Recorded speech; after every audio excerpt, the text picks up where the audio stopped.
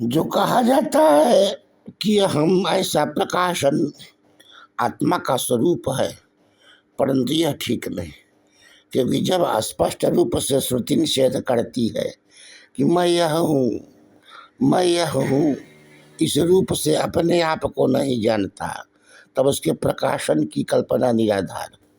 जो कहते हैं ज्ञान स्वरूप होकर अहम प्रकाशता, उनका भी कहना ज्ञान स्वरूप प्रकाश का तो अद्वैती को भी मान्य, पर उसमें अहम का स्फुरण नहीं होता।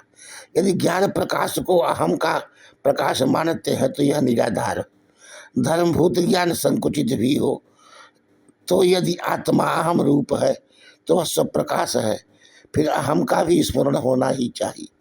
जो कहते हैं हम सोते हुए, इस कथन से ही सुप्ति में अहम का होना सिद्ध होता है, उनका कहना ठीक नहीं, क्योंकि यह कहा जा चुका है कि हम सोते रहे। यह जिस समय कहा जा रहा है वह जागृत काल का है। उस समय अहम के रहने से ही अहम का प्रयोग होता है। सोते समय का आत्मा प्राज्ञ था, जागते समय का आत्मा विश्व है। अहंकार विशिष्ट विश्व होता है, अज्ञान विशिष्ट प्राज्ञ होता है। चैतन्य दोनों ही में अनुगत और अनुसूत है। अनंत ज्ञान स्वरूप आत्मा अज्ञान से संसारी है। ज्ञान से सर्व संसार बाध पूर्वक पुनः असंसारित्व को प्राप्त होता है।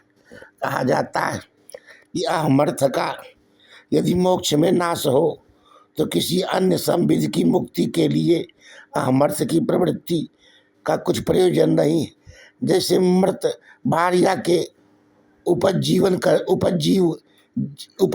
करने के लिए देवी को अपना सिर काट कर चढ़ाना मूर्खता है, परंतु यह कहना ठीक नहीं, क्योंकि यह कहा जा चुका है कि दुख विशिष्ट आत्मा जैसे दुख नाश का प्रयत्न करता है।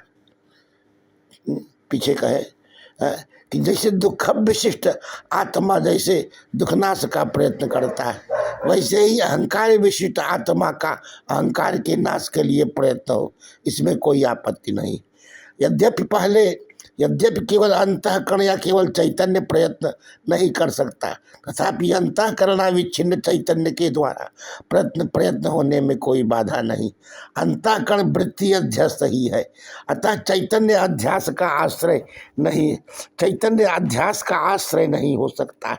यह कथन भी निहिसार है। माया के द्वारा आत्मा ही जब संपूर्ण प्रपंच का आश्रय, तो उसकी प्रपंचाश्रयता में क्या आपत्ति हो सकती है। अक्षमा भवता केयम साधकत्व प्रकल्पने किम न पश्य संसारम तत्रैवाज्ञान कल्पितम। वेदांत के अनुसार अध्यास अंतःकरण की वृत्ति नहीं, किंतु अविद्या वृत्ति ही है। अविद्या का आश्रय चैतन्य है, अतः अविद्या वृत्ति भी चैतन्य में ही है। अविद्या वृत्ति भी चैतन्य में ही है।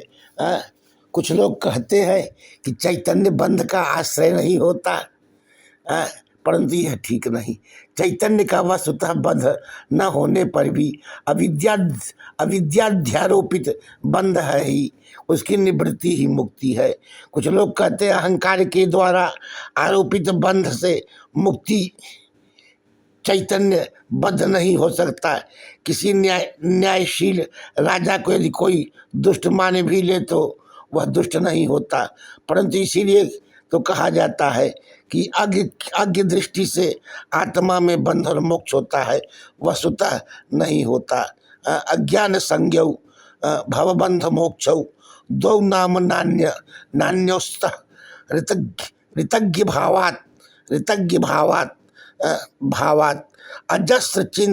अजस्र चिंत्यात्मनि केवले परे विचार्यमाणे तरणा विवाहनी। श्री राम जय जय राम। सुप्ति में अहमर्थ, सुप्ति में ज्ञान की सत्ता